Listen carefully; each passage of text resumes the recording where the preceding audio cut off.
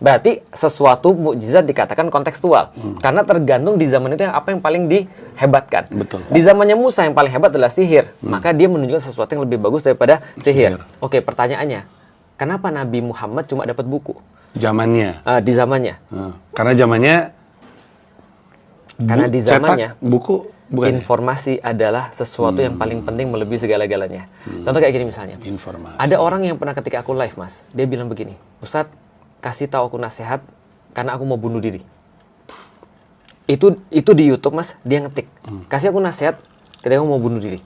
Andai kan, Mas, aku perform miracles membelah lautan, Mas. Itu buat dia gak jadi bunuh diri atau enggak, Mas?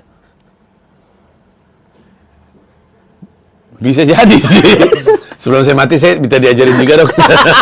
Tapi most likely ketika nggak orang nolong itu, sih. Nggak nolong, nggak ada hubungannya. Dia malah akan bunuh diri kali, Mas. Useless banget sih gua. Iya.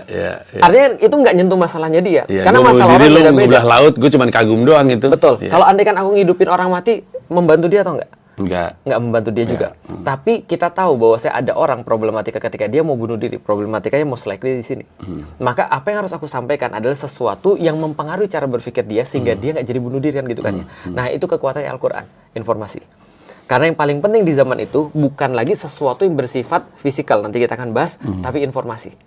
Maka contoh misalnya ketika ada orang bilang itu, aku bilang gini, Islam nggak ngelarang kamu untuk mati. Islam nggak melarang kamu untuk mau mati.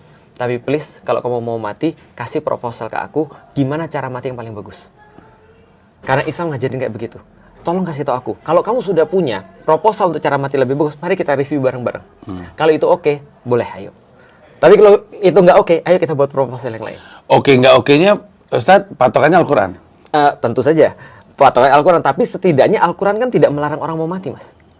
Al-Quran kasih tahu, mati itu nggak penting. Sebagaimana hidup itu nggak penting. Tapi di dalam Al-Quran kita diajari yang penting adalah alasan kamu mati dan alasan kamu hidup.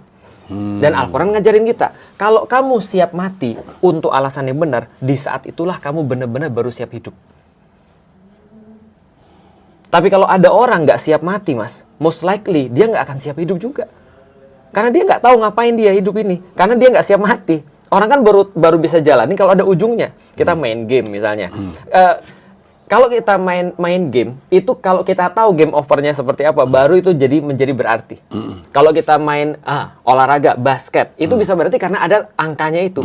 Baru ada rules di situ. Dan ada waktunya juga. Baru ada skill di situ, baru ada waktu di situ. Kita tahu kita mau ngejar seperti apa, strateginya seperti apa. Tapi kalau orang nggak siap bahwa permainan itu akan berakhir, dia nggak akan bisa menjalani bagaimana cara dia main di situ.